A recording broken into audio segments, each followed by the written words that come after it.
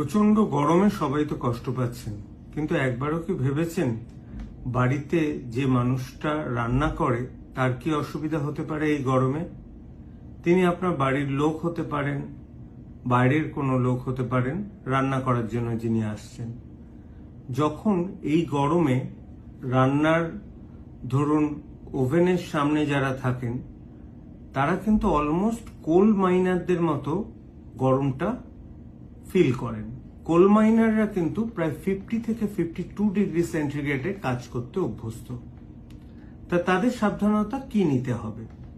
1 নম্বর general measurement হচ্ছে বেশি করে জল খাওয়া, এতটাই জল খাওয়া যাতে ইউরিনের রংটা পরিষ্কার হয়, এবং প্রচুর পরিমাণে ওআরএস খাওয়া।